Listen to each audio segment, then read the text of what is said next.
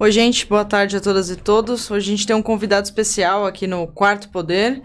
O Edu, como sempre, está aqui, o protagonista desse programa. Tudo bem, Edu? Tudo bem, Gisele? A gente está com o Ariel Goldstein, que é um professor pesquisador da Universidade de Buenos Aires e estuda a relação da mídia com lideranças populares aqui na América Latina, em especial o Brasil. E ele acabou de lançar um livro que compara o tratamento da mídia com Getúlio e Lula, não é isso? Tudo bem? Boa tarde, Ariel. Muito obrigado, Gisele e Eduardo. Obrigada a você. Eu vou tentar falar em português para vocês. Tá ótimo, dá para entender tudo. A gente prefere em português mesmo. Bom, introduzindo aqui o seu trabalho de pesquisa, né? Foram 5 anos de pesquisa para você fazer esse livro, que não tem versão em português ainda, então quem tiver disposto aí a fazer um trabalho de tradução e a gente ir atrás de uma editora também para publicar aqui no Brasil, a gente quer muito ler. Mas como é que foi as suas primeiras impressões sobre o tratamento da mídia nessa comparação entre Getúlio Vargas e Lula? Quais são as semelhanças? Eu pesquisei sobre o segundo mandato do Getúlio e o primeiro mandato de Lula, né? E tem muitas semelhanças, principalmente, por exemplo, se você pega o jornal o Estado de São Paulo, por exemplo, que é um jornal liberal conservador, muito vinculado às fazendas, né, de São Paulo, das elites, dos bacharéis paulistas, né? Esse é um jornal que, ao respeito de Getúlio, mantém uma linha muito semelhante com Lula também. O elitismo e a questão de que o povo não sabe votar, né? O povo ainda não está preparado. Nos anos 50, quando o Getúlio chegou à presidência pela segunda vez, isso era muito mais forte, mas com Lula isso volta mesmo, porque tem essa coisa do que o Lula é um cara que não tem conhecimento, que não tem diploma universitário, não?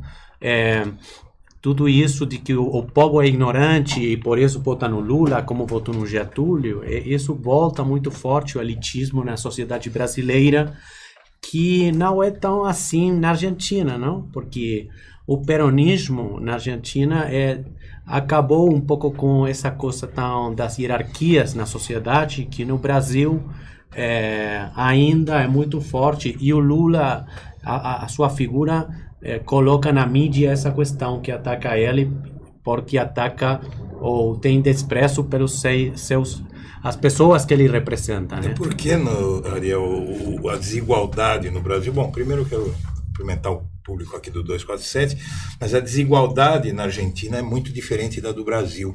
Sim. É uma sociedade muito mais equânime, né? Muito mais justa. Mas o Ariel é doutor em Ciências Sociais pela Universidade de Buenos Aires, pesquisador no Instituto de Estudos da América Latina e o Caribe, professor e pesquisador da Faculdade de Ciências Sociais de Buenos Aires.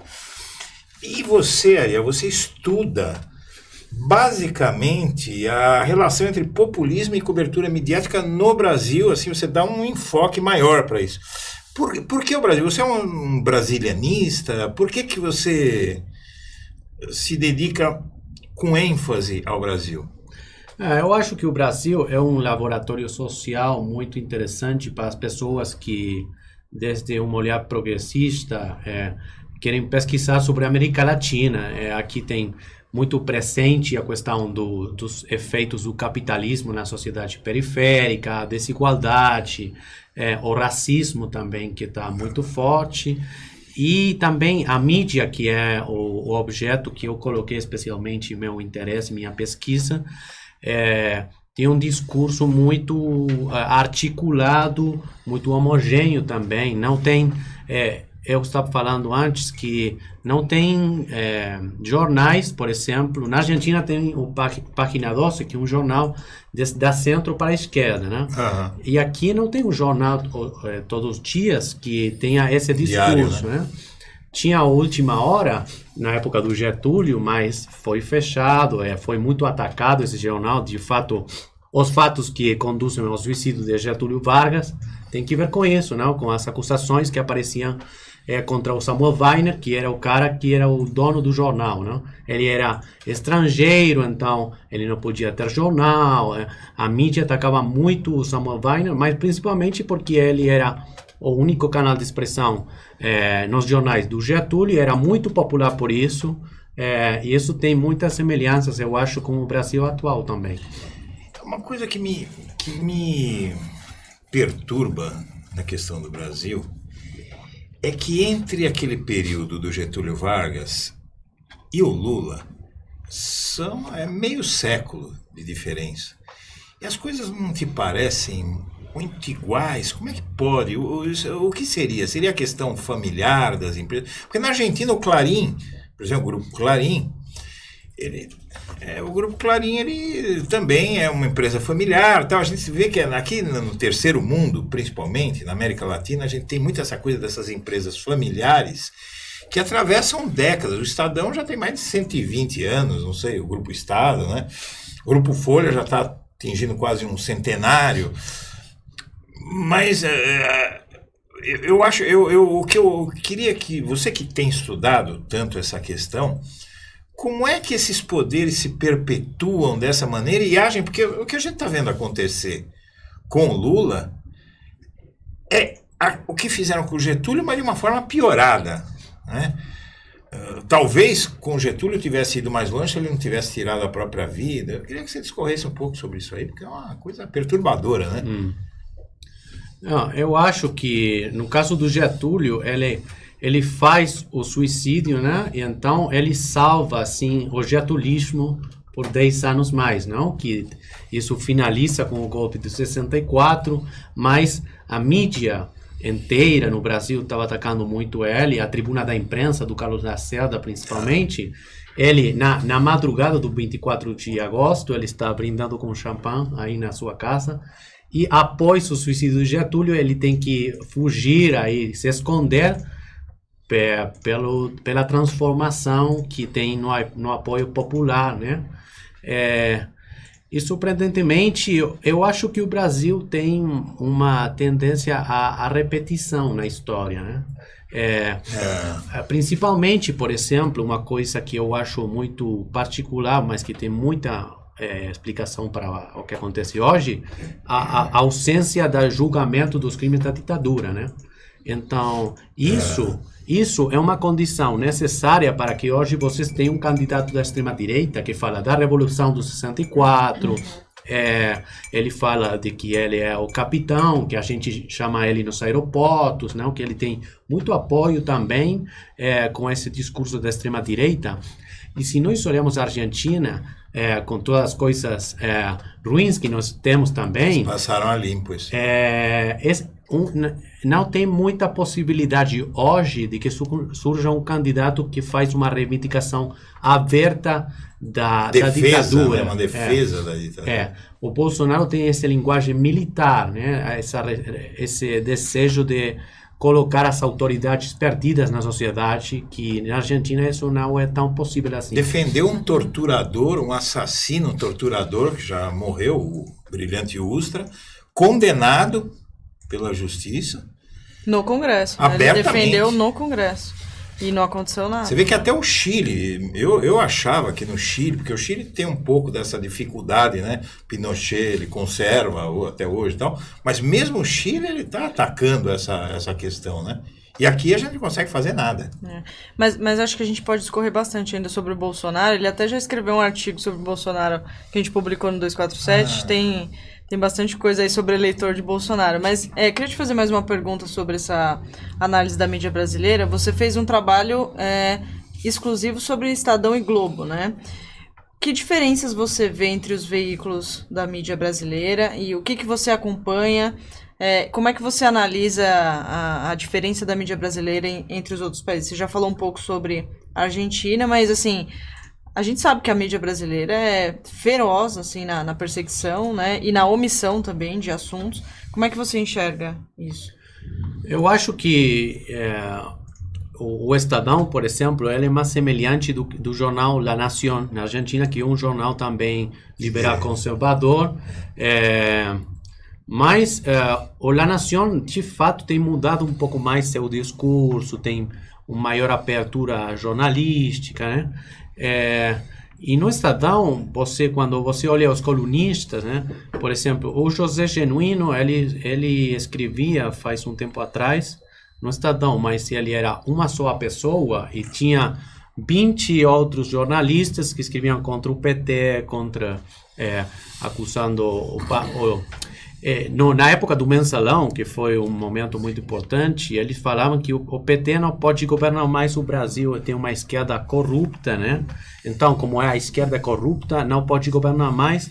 Então, é isso, essa coisa que acontecia também com o Getúlio, que é: você é corrupto, você não pode falar mais, você não tem mais direito de falar na esfera pública, porque antes de falar, eu já julguei moralmente você e já decidi que você não pode dizer mais nada, né?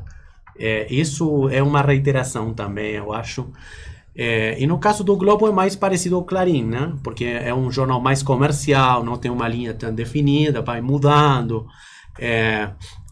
E tem essa coisa mais comercial de ir mudando segundo a conjuntura política. Por exemplo, na época do Getúlio, o Globo vai atacando ele, depois defende, mas finalmente resta o apoio, vai mudando mais. Uhum. E você fez uma comparação aí sobre, por exemplo, corruptos da esquerda e da direita, porque você citou agora que há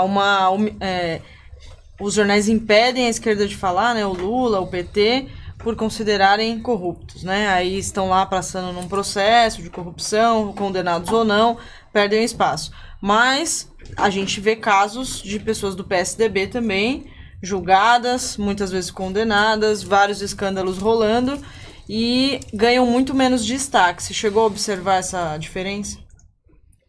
Então, eu não vou falar porque eu não tenho... Tem alguém condenado do PSDB? Né? Acho que não. Eu não vou falar, de fato, das questões técnicas da questão da corrupção, porque, de fato, pode ter diferentes partidos, ou tem algumas revelações que falam que a classe política mesmo no Brasil está muito vinculada a questões de corrupção. Mas o que eu acho é que a mídia brasileira, tanto com o Getúlio como o Lula, eles fizeram uma coisa assim, que a única discussão para a sociedade brasileira importante é se você é honesto, se você é corrupto, né? Uhum. Não é importante a questão da desigualdade, que é tremenda no Brasil, é muito forte, não é importante a questão da marginalidade, da exclusão. Então, a mídia brasileira, quando coloca essa questão da honestidade e corrupção como a única pauta possível, é uma redução muito interessada, né? Porque então as pessoas que falam da desigualdade na sociedade perdem muitas possibilidades de falar, né? Só queda essa questão de se você é honesto ou corrupto, né? E eu acho que a sociedade brasileira, como outros países da América Latina, tem que dar muitos mais debates sobre a questão da desigualdade também, que é um problema muito importante. E você não acha que isso se fortaleceu recentemente com a Lava Jato? Que a gente tem uma leitura aqui, os sites de esquerda tem uma leitura de que esse discurso da corrupção foi muito comprado pela mídia em decorrência da Operação Lava Jato, né? Foi uma operação conjunta aí, midiática e policial. Você enxerga assim também ou não chegou a fazer essa análise? Eu acho que é uma questão muito complexa, a questão da Lava Jato, mas eu tinha um colunista da Folha, que eu acho que era um professor, Celso Barros, uma coisa assim, que ele falou, com a Lava Jato, o PT perdeu já, o mandato da Dilma, não, com essas acusações da Lava Jato, e está perdendo com o Lula preso o possível mandato que Lula vai ganhar nas eleições, né? Então, com a Lava Jato, o PT perdeu 2 mandatos, né? E o PCdoB perdeu o quê? Os outros partidos perderam o quê, né? Então, você vê uma tendência aí, principalmente eu fiquei, desde a Argentina, olhando, muito surpreso quando o juiz Sérgio Moro, ele fez essa revelação para a Globo, desse áudio que ele gravou sobre a Dilma falando com o Lula, que não dizia praticamente nada, eu acho, não sei. E ele tirou esse áudio para a Globo, não? Eu achei uma coisa muito em conflito com a democracia, porque, de fato, isso impediu que o Lula pudesse assumir a chefatura da Casa Civil, e foi muito importante para as manifestações em Brasília, que deram avanço para o processo de impeachment, né? Então, eu acho que isso não é um juiz imparcial, como a mídia internacional muitas vezes fala do Sérgio Moro, né? A verdade, o Ariel, eu acho que para a gente começar a entender o Brasil, gostaria da tua avaliação sobre isso, mas é que como eu te explicava, que eu viajei muito à América Latina, eu acho que aqui no Brasil, eu queria que você dissesse como é que você vê essa afirmação. Eu acho que aqui no Brasil nós temos uma situação diferente, porque, por exemplo, a Argentina, a população negra afrodescendente, por exemplo, é muito pequena ou inexistente quase, praticamente não há. Que ali são indígenas, mas também é uma minoria, e aqui no Brasil nós temos uma coisa que é chamada elite branca, que é descendente indo-europeia, né, descendente de europeus, e é um país dentro do país.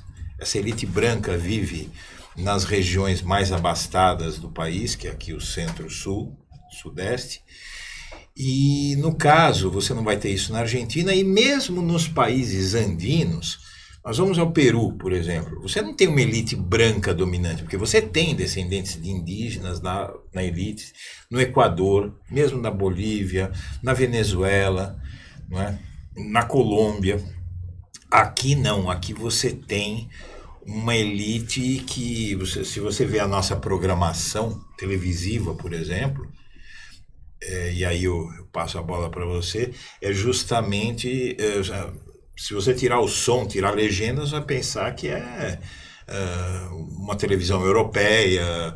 Agora isso está mudando um pouco, está melhorando um pouco, mas aqui no Brasil nós temos uma maioria da população afrodescendente. Eu diria que a grande maioria da população brasileira é afrodescendente, e você tem uma exclusão dos negros, da população afrodescendente. Qual é o peso que isso tem na comunicação? E estaria explicando alguma coisa dessa situação da mídia brasileira em relação às lideranças populares? Qual é o peso do racismo em tudo isso? Não, principalmente, eu acho que o Bolsonaro é uma resposta da sociedade tradicional, assim, das elites tradicionais no país, que eu acho, onde ele tem sua maior capacidade de votação, no sul do país, que eram os antigos, na última eleição, eles votavam no Aécio, né? Mas o PSDB está muito em crise hoje, e o Bolsonaro também é uma resposta a isso. Durante os governos do PT, eu acho, com a política de cotas, né, nas universidades, mas também não só do PT, mas na sociedade, com a emergência das demandas feministas, não? Isso coloca em crise muitas hierarquias da sociedade, vai mudando as hierarquias da sociedade, mesmo com o assassinato da Marielle, né?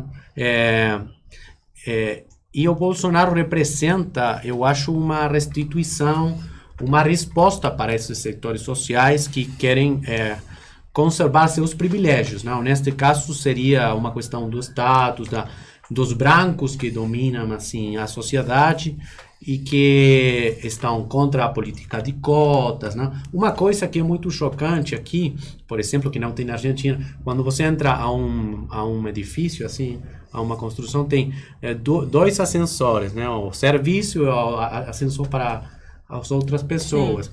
E isso não existe na Argentina, não?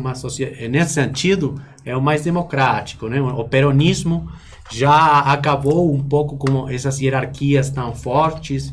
E aqui, bom, o Lula colocou para o serviço doméstico, não?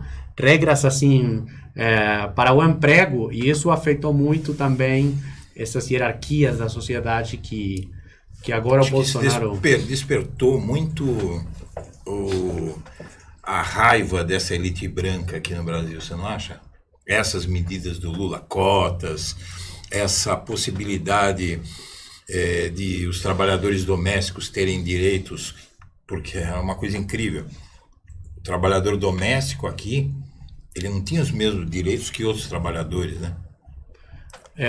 Eu acho que sim, e eu me pergunto especialmente o que acontecia com estas questões durante a década lulista, assim, durante os governos do PT, porque eu acho que durante os governos do PT você tinha essas questões do racismo, mais restringidas para a esfera privada das famílias, das conversas entre amigos, amizades, né? No caso da elite branca ou uma coisa assim. Mas agora isso já passou ao público, né? Aí isso já é um discurso assumido pela direita, assim, mais abertamente que isso é mais novo, não? É uma coisa que tem que ver com os dias de hoje, com essa candidatura do Bolsonaro da extrema-direita, que expressa, evidentemente, um setor amplo da sociedade, 20% nas pesquisas, mas o ano todo, não é agora que ele cresceu. Exatamente. Ele esteve aí o ano todo, e isso eu acho que vai ficar, independentemente dos resultados da eleição. Até uma coisa que a gente estava conversando aqui antes do programa, se você puder discorrer mais sobre isso. A gente estava falando sobre a força das mídias sociais, né, que elevaram o Bolsonaro a ter esse percentual de votos, e se a TV ainda vai ter essa importância nessas eleições como teve nas outras, né? Acho que ela ainda é importante, mas talvez um pouco menos, né? Como é que você vê isso? Você acha que o Bolsonaro tem um percentual que é consolidado? Você acha que o Alckmin ainda, com o tempo de TV dele, ainda pode alcançar o Bolsonaro e ir para o segundo turno? Olha, Gisele, eu acho que essa pergunta dá para encaixar uma outra questão aqui, para ficar para ele aqui, porque é o seguinte, a imprensa brasileira, ela está vivendo um dilema, porque a imprensa brasileira, ela vocaliza aqui no Brasil o interesse da elite financeira, do grande empresariado e acima de tudo, do mercado financeiro. E o candidato desses interesses é o Geraldo Alckmin. A gente sabe que o PSDB é o candidato, é o partido do dinheiro, é o partido do grande empresariado. Então a gente está vendo um fenômeno aqui que a imprensa, a grande imprensa brasileira, ela tem atacado o Bolsonaro, não é? Apesar de ser uma imprensa que durante o regime militar apoiou a extrema-direita, não é? A imprensa brasileira, essa grande imprensa, ela apoiou a extrema-direita, apoiou o golpe militar. De repente, ela vira mais centro-direita com o PSDB, né? Mas aí o PSDB, quando chega o fim do governo Lula, ele se vê despido, ele se vê apartado da extrema-direita, da centro-direita, não é? E aí ele apela à extrema-direita. E o José Serra, depois o Aécio Neves, agora em 2014, eles conseguem manter essa extrema-direita com eles. Eis que surge Jair Bolsonaro, que é o candidato legítimo, ele representa aqueles anseios da extrema-direita militarista, que apoia os torturadores, racista, tudo isso. Mas a imprensa que apoiou no passado a extrema-direita, ela prefere o Geraldo Alckmin, até porque o Bolsonaro é uma imprevisibilidade, é mais limpinho, né? É um problema, né? O Alckmin é menos extremista, é menos reacionário.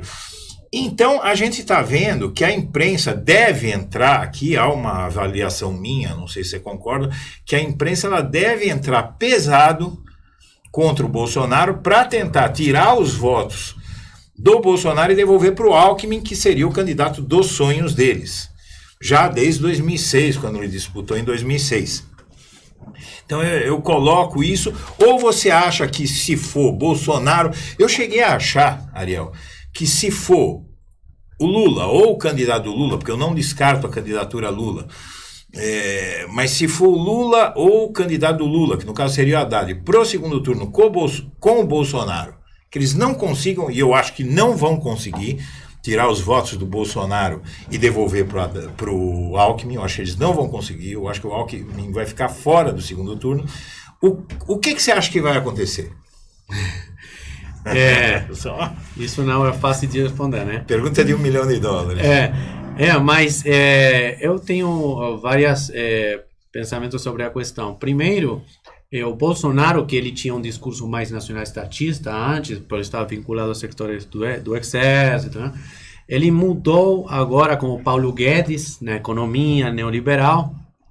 Ele tenta aparecer para esses setores do establishment empresariado como candidato que vai deixar com o controle da economia um neoliberal. Então, que vai dar reformas, a continuidade das reformas do Temer, né? Porque isso é importante para mim também. O Temer é o primeiro ataque forte que tem a herança getulista na história brasileira, que foi construída nos anos 30. Eu acho que o FHC não chegou a fazer isto, a reforma trabalhista, né? Essas questões que o Temer está tentando fazer, que a intenção da venda da Petrobras, né?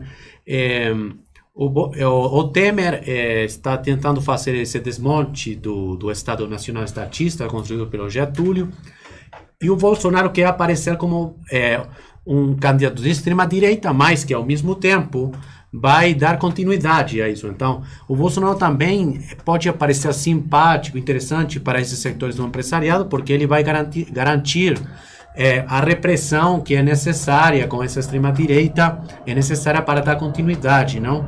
Que o Temer não está conseguindo algumas vezes, porque ele é muito questionado, né? Então, uma pergunta interessante é uma socióloga que está fazendo pesquisas com os eleitores de Bolsonaro. Esther Solano. Ela fala de que é importante que a esquerda também dê uma resposta para os eleitores de Bolsonaro, né? Porque eles são eleitores, são pessoas, têm anseios, têm sofrimento são também. Humanos. Tem emprego, né?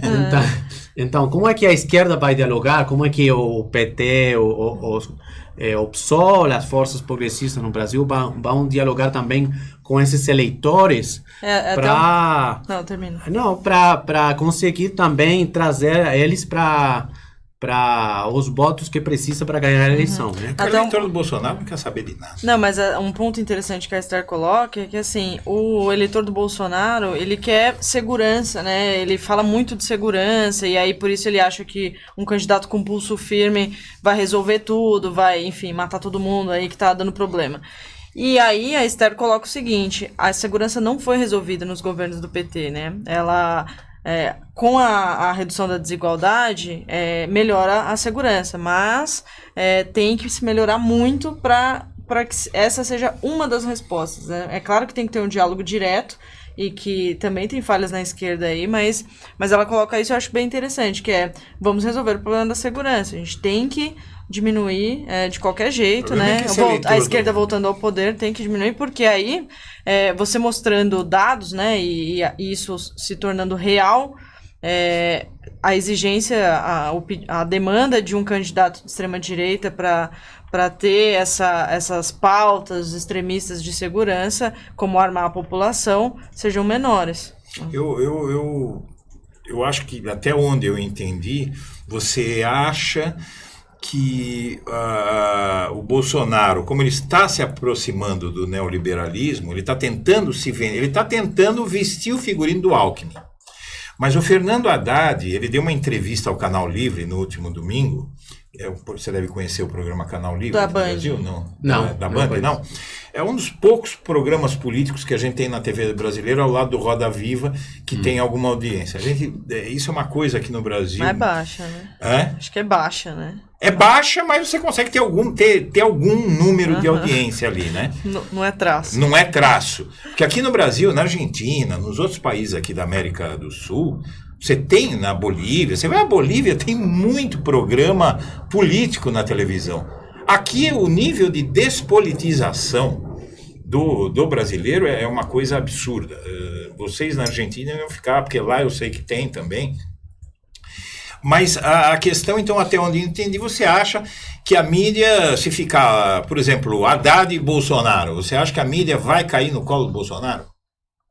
Nossa, queria muito saber essa resposta. Isso ainda não está definido. Que a mídia parece ter muito medo do Bolsonaro. Qual ódio é maior, né? Essa é a pergunta. Mas eu acho que finalmente, pela pressão do empresariado, assim, na sociedade que eles têm, a mídia são corporações. A Globo é uma grande corporação, então eles apoiaram muito o Temer, não o tempo todo, mas principalmente as reformas do Temer, não? Sim. Que são o mais importante, que eles se identificaram. O Meirelles, ele é muito apoiado na Folha também. Então, que é o mais importante para a mídia brasileira, eu acho? A continuidade das reformas. O Bolsonaro é uma agenda coisa econômica, né? E o Guedes, ele assegura essa continuidade. O Haddad não. O faz Lula sentido. não. O que eu acho que assusta até a porque mídia. a Globo, ela bate de frente com o Bolsonaro nas questões sociais, né, morais, aí essas pautas racistas, tudo.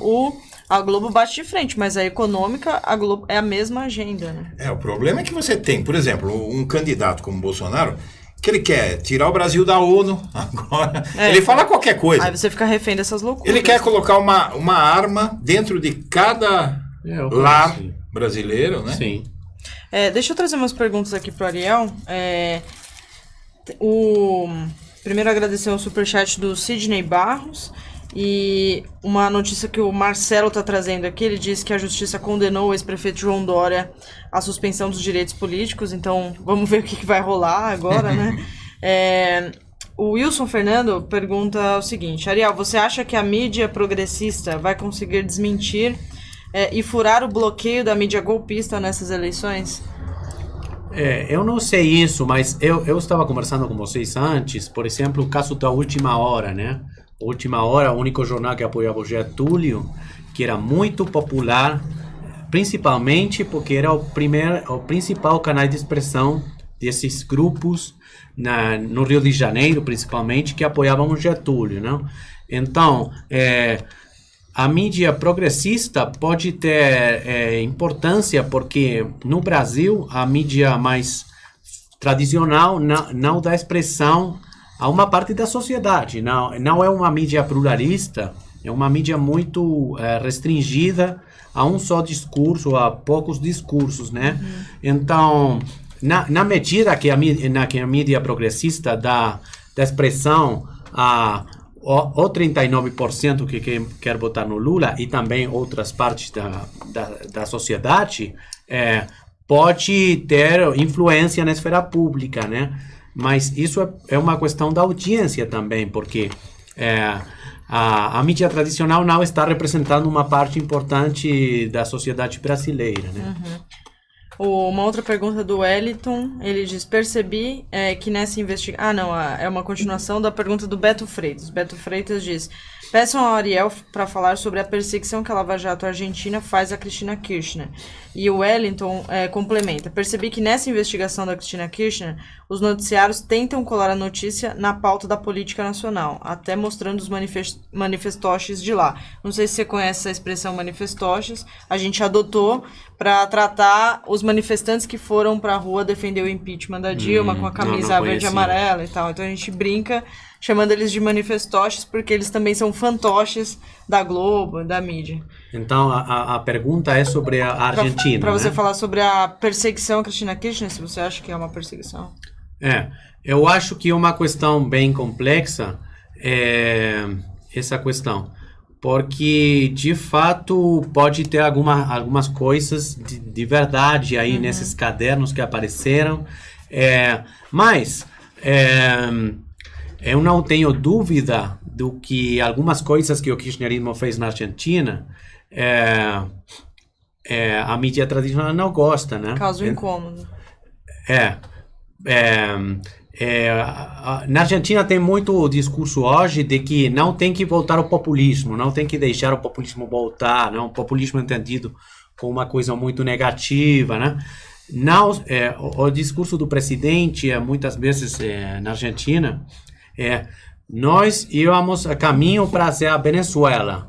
E, finalmente, com a nossa eleição, nós conseguimos não ser Venezuela, né? Só que a Argentina é muito diferente da Venezuela. Com a última eleição, né? Do Macri. Com a última eleição do Macri. Sim. Quando ella disse fantoche, marioneta, então acá en el carnaval tuvimos... desculpa. Então, aqui no carnaval, nós tivemos uma escola de samba, sabe como é? Sim. Que diz que fez o manifestoche, fantoche, marioneta.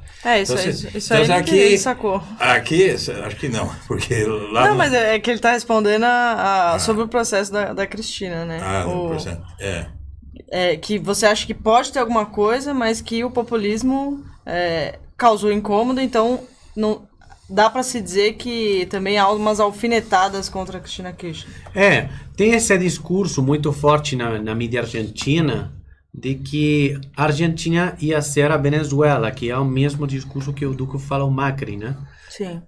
De fato, nas direitas na América Latina toda, a questão da Venezuela é muito utilizada, muito usada pela mídia para falar de que qualquer governo de esquerda que queira fazer alguma transformação é Venezuela. Aqui também, mesma coisa. Também. Uhum. Na Espanha também foi usado contra o Podemos, né? Uhum. Eu acho que o melhor que pode acontecer para a direita na América Latina é a atual situação na Venezuela, porque isso dá muito para falar para a mídia tradicional contra os governos progressistas. Só que, por exemplo, na Argentina, a economia é muito diferente da Venezuela, né? Nós não somos um país do petróleo, né? Como é a Venezuela, centrado no petróleo. Então, não é que nós íamos fazer a Venezuela, mas o governo do Macri faz esse tipo de argumentação para fazer uma justificação do ajuste econômico. Não tem outra opção, só isso. Uhum. Não, só pedir dinheiro para o FMI, só reduzir o orçamento para as universidades. Então, essa questão da Venezuela é muito utilizada na Argentina e eu acho que na América Latina também. Como um todo.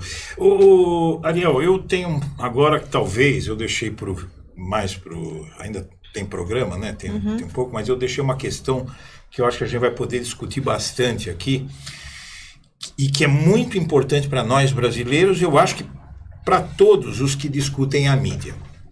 Porque a Argentina, ela apareceu muito no cenário internacional e, sobretudo, aqui no Brasil, foi muito aplaudida, até o kirchnerismo foi muito aplaudido. O kirchnerismo seria a dinastia quase do casal Kirchner, né? Que inaugurou uma era de justiça social e fez uma obra muito interessante nessa questão da mídia, que foi a Lei de Medios, que seria a lei da mídia. E a Lei de Medios foi elogiada na ONU, foi elogiada no mundo inteiro, e quando se fala, inclusive até hoje aqui no Brasil, quando se fala em regular a mídia, usa-se a expressão em espanhol Lei de Medios. E vocês fizeram um ótimo trabalho.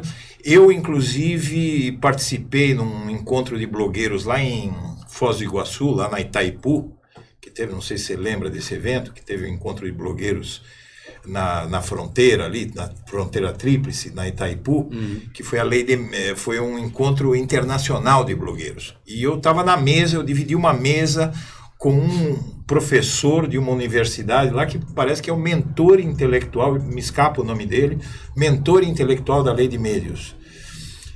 Não sei se você vai saber quem é, mas o que acontece? A Lei de Medios era vista como uma panaceia que resolveria esse problema terrível que a gente tem com a mídia aqui, principalmente, eu acho que tem no mundo inteiro, mas temos no terceiro mundo o problema é mais grave.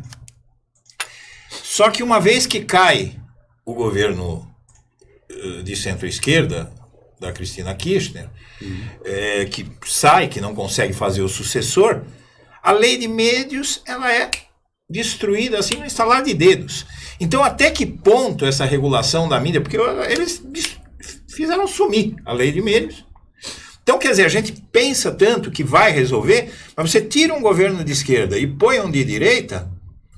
Então, eu não sei se essa é. Você acha que a regulação da mídia é uma solução ou é um paliativo que ele vai durar? Porque a gente sabe que há uma alternância entre esquerda e direita no poder. Vai sempre haver. Aqui no Brasil, a primeira foi com o Lula, mas na Argentina teve uma coisa... eu queria que você discorresse sobre isso. Essa é uma questão difícil, mas eu acho que é muito importante que um governo de esquerda faça uma lei da mídia para regulamentar essa questão, assegurando a pluralidade, né? Porque tive alguns casos, eu acho que o caso da Venezuela, ou no Equador, que mesmo na Argentina, algumas vezes, que parecia que a lei da mídia era uma questão do conflito com o Grupo Clarim, por exemplo, na Argentina, não só para derrotar o Grupo Clarim, mas não tem que ser isso, mas é um instrumento fundamental. Eu acho que um governo tem que ter, não para reduzir as vozes na sociedade, mas para dar maior pluralidade, né? Porque o mercado não pode ser a única regulamentação da mídia, não? Isso favorece a concentração, a perda da pluralidade, da diversidade. O Brasil é um país com muita diversidade, mas isso eu acho que a mídia não representa. E na Argentina também, né? Na Argentina tive ultimamente alguns jornalistas que foram banidos da mídia porque eles não concordavam com o governo, as ideias do governo, né? E tive muita crítica para um programa que tinha na mídia argentina, que era chamado 678, não? Que era um só programa que estava na televisão pública, que falava todos os dias, fazia uma crítica da mídia, muito kirchnerista para o meu olhar, mas que era um só programa, 1 hora, uma coisa assim, na televisão argentina, né? E eles faziam a crítica o tempo todo, o resto da mídia fazia. E agora, mas a questão é que esse programa expressava uma parcela da sociedade que agora não tem mais. Não tem mais voz. Não tem mais. Uhum. E ninguém fala de que é um atentado à liberdade de expressão, que você tenha 40 canais de televisão que falam todos mal do governo da Cristina ou do kirchnerismo, que todo é corrupção. Monopólico. Isso não é um ataque à liberdade de expressão. Se você tem só 1 hora um programa na televisão que fala diferente, isso é um ataque da liberdade de expressão, né? Não era um programa perfeito, mas era um programa que conseguiu se fazer assim e representava um discurso que já não existe mais. Mas ainda na eleição de 2015, o Scioli, que era o candidato do kirchnerismo, teve quase 50% dos votos, né? Ele não tem expressão agora na sociedade em sentido da mídia, né? O que sobrou, só para continuar um pouquinho mais nessa questão, o que sobrou da lei de médios? Eu acho que agora não sobrou nada, né? Porque o governo do Macri, uma das primeiras coisas que ele fez, e eu firmei com muitos pesquisadores, 40, 50, que nós estamos especializados na comunicação, fizemos um papel aí, firmamos, criticando as políticas do Macri na comunicação, porque a primeira coisa que ele fez foi acabar com a lei da mídia e colocar um novo ente, NACOM, o Ministério da Comunicação, que vai cancela todas as questões da lei da mídia argentina, né? Isso foi a primeira coisa que ele fez. Mas e as TVs, as rádios? Como é que... Você tem alguns programas aí que falam que tem outra visão, também criticável, né? Porque não é que são perfeitos, assim. Foram dadas concessões, tal. Ele tomou Mas de volta. ele acabou com a maior parte de tudo isso. Agora já não fica nada assim, especialmente... A lei da mídia foi a principal questão que o Macri terminou quando ele assume o mandato, né? Muito antes de que outras coisas. Muito antes, por exemplo, da política dos direitos humanos. A primeira coisa que ele fez é isso, né? Era uma agenda mesmo. A primeira agenda que é interesse, inclusive, do Clarim, do La Nación, todos aqueles grupos. Mas, então, eu te pergunto, porque aqui a gente fica num impasse, Gisele, a gente fica numa situação, porque eu como atuo muito a fundo nessa questão, eu também tenho sido um ativista político, então a gente fala, meu Deus, mas qual é a solução? O que nós vamos fazer? Porque você tem um governo de esquerda, ele sobe, faz um projeto, uma coisa incrível, porque a lei da mídia é um negócio incrível. Que é a promessa agora, né? Que é a promessa. Mudou o governo, acabou tudo. Acabou tudo. E o que se faz, então? Como é que a gente pode melhorar a comunicação no nosso país? Porque eu acredito que há uma grande possibilidade da esquerda voltar ao poder no Brasil em 2019. O que é que a gente pode fazer? O Lula tem falado da regulamentação da mídia, né? No último discurso que ele faz antes de entrar para a prisão, ele fala especialmente dessa questão. Eu acho, e tem trabalhos que falam disso, trabalhos acadêmicos, que o PT acreditou que, como ele ganhava as eleições, não precisava fazer regulamentação da mídia. Como eles ganharam em 2006, por exemplo, com grandes críticas da mídia, eles acreditavam que não era necessário. A mídia tinha perdido força. Que com a negociação com a Globo e com outras corporações da mídia, você já... e, de fato, parecia uma possibilidade, né? Sim. Eu acho que, nesse momento... eu escrevi também que era uma dívida que o PT tinha, mas que também eu achava que estava fazendo bem, assim, estava... Funcionando. Estava funcionando. Mas, considerando os acontecimentos da queda da Dilma, do impeachment, e como a mídia brasileira se posicionou frente a isso, né, que fez uma cobertura muito... sesgada, assim, muito contra a Dilma, muito... eu acho que um governo de esquerda que chega ao poder vai ter que considerar essa questão desde os primeiros momentos, né? Porque o problema não é quando você tem apoio popular e eleições que são mais ou menos transparentes. O problema é o momento das grandes dificuldades que tem os governos progressistas, economia, corrupção, que também pode existir em governos progressistas, claro. E quando você tem escândalos aí, que vai acontecer, porque a política é isso também, mas quando você tem isso e também tem uma mídia que faz uma cobertura totalmente negativa, aí isso é um problema, né? Porque você não tem pluralidade, a sociedade não tem a possibilidade de fazer um julgamento mais... objetivo, né? Então, essa é uma questão que eu acho principal para os governos progressistas. Se você tem alguma coisa? Não, eu ia perguntar como é que você vê esse crescimento dos sites progressistas diante dessa... afrontando, né, a mídia hegemônica, porque acho que o crescimento vem muito da insatisfação de parcela da sociedade que não se vê mais representada nessa mídia, como você mesmo disse. Então, ela acredita em algumas políticas ou em algumas pessoas que não tem espaço mais. E aí ela encontrou nos sites de esquerda, como o 247, o próprio blog do Edu e vários outros sites, esse conteúdo que não tinha antes, né? E tem crescido muito. Como é que você vê isso e se tem comparação com algum outro país? Uma coisa só que eu quero emendar, porque eu e a Gisele, nós já estamos tendo uma espécie de... empatia telepática aqui, porque ela foi exatamente onde eu ia falar para você. Porque eu tenho uma visão e uma proposta que eu gostaria de submeter a você. Porque desde que eu vi o destroçamento, o desmonte da lei de médios na Argentina, eu disse assim, meu Deus, a gente vai lá, regula a mídia, faz um belíssimo trabalho, entra outro governo, desmonta tudo e já era.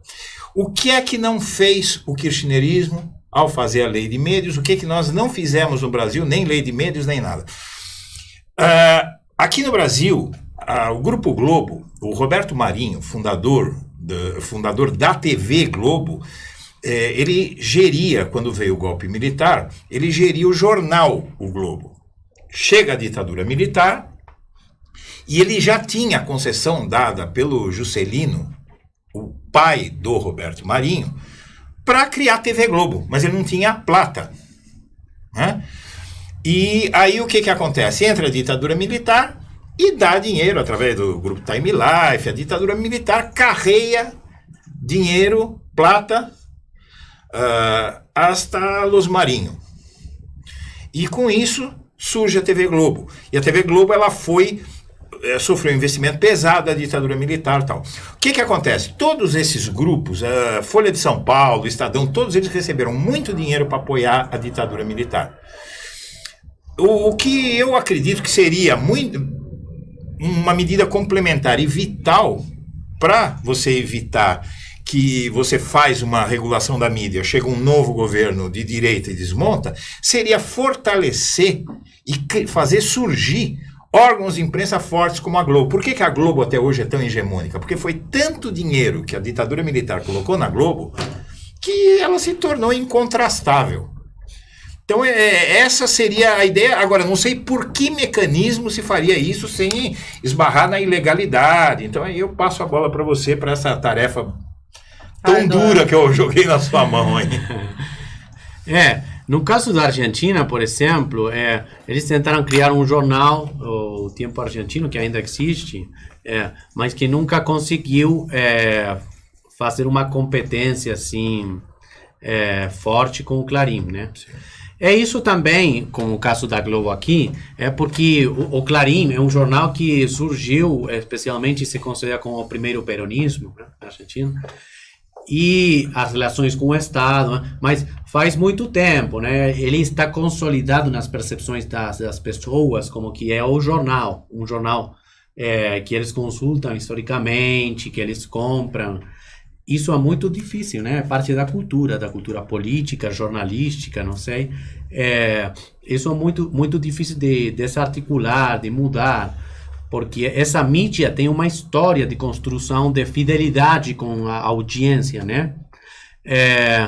Isso é uma questão que eu não tenho uma resposta para isso, mas eu acho que de fato tem que fazer intervenção nesses aspectos, assim, porque senão você fica...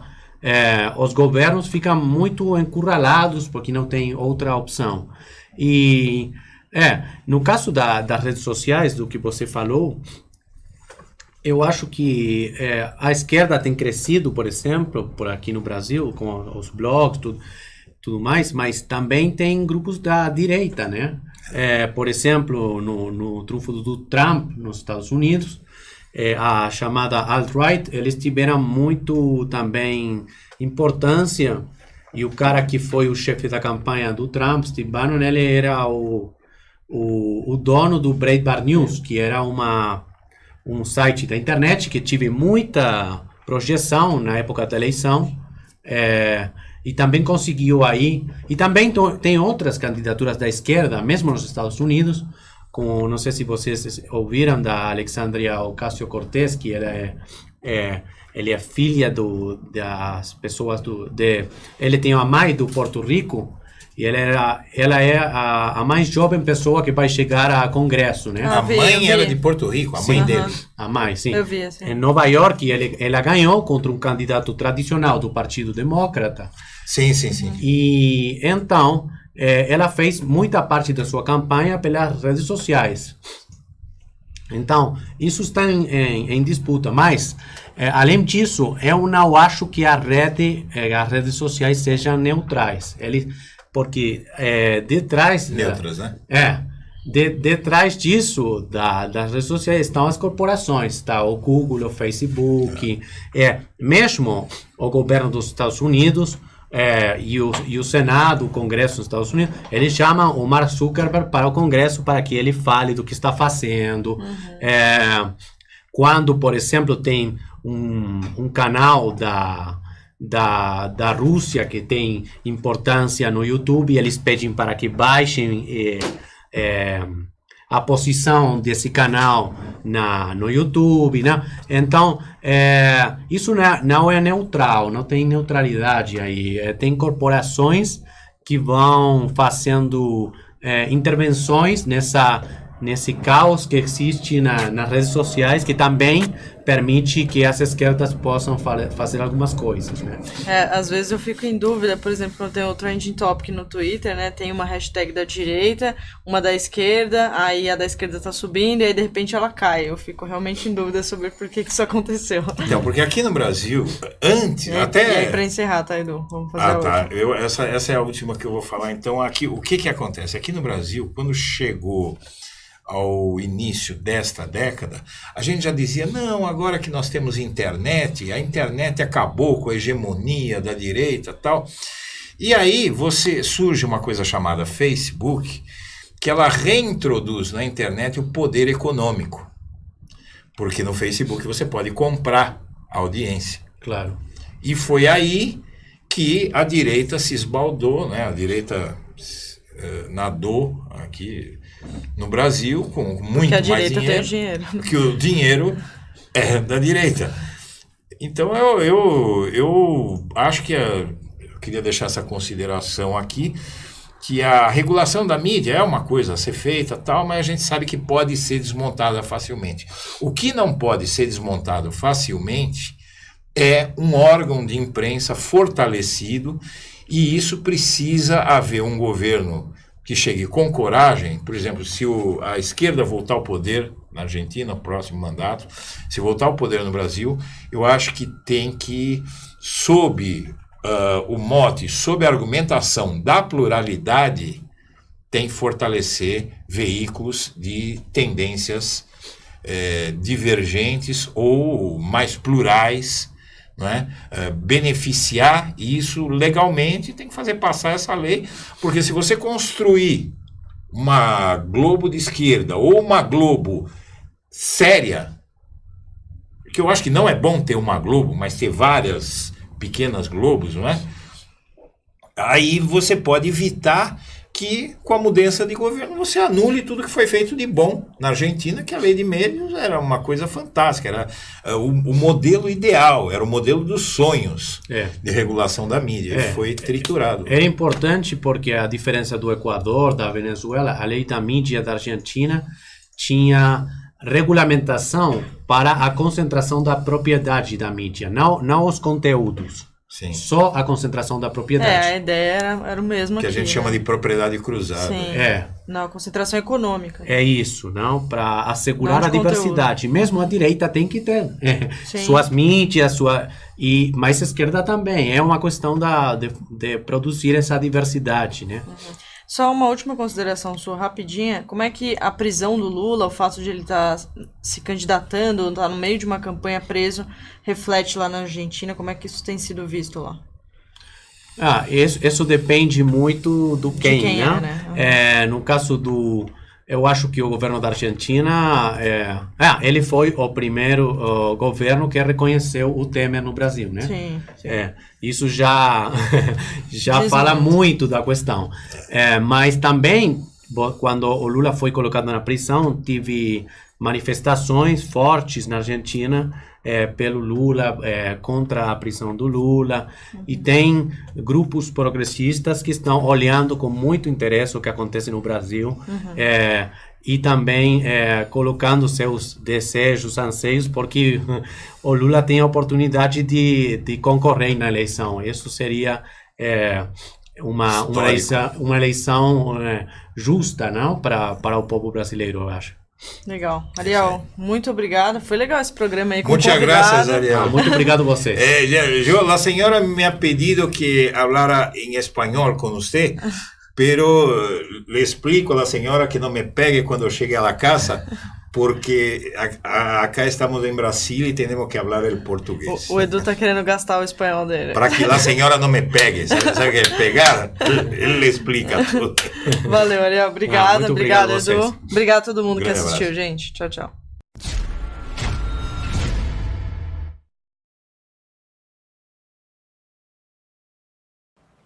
Bom, eu apoio a campanha solidária de assinaturas do site Brasil 247 por alguns motivos. Em primeiro lugar, porque é um site democrático. E, em segundo lugar, porque é um site pluralista. Somente os órgãos democráticos eles são pluralistas e somente os órgãos de imprensa pluralistas também são democráticos. Democracia e pluralidade são fundamentais para que se crie uma consciência crítica da sociedade, para que a sociedade saiba refletir, não por comandos remotos e não por manipulação de ideias, manipulação de informação e assim por diante. Então, essa campanha e a existência de um site como o 247, ela é fundamental para o fortalecimento da democracia no Brasil. Por isso, nós temos que estender a mão a esses órgãos alternativos de imprensa, porque sem eles nós teremos uma visão única, que é a visão da grande imprensa, da imprensa de famílias, que é uma forma de imprensa ultrapassada. Vejam, por exemplo, que no momento atual, órgãos de imprensa dos Estados Unidos e da Europa fazem uma crítica à situação do Brasil, enquanto que a nossa grande imprensa fecha os olhos. Por isso, fortalecer essa imprensa alternativa, essa informação qualificada é fundamental para o fortalecimento da democracia.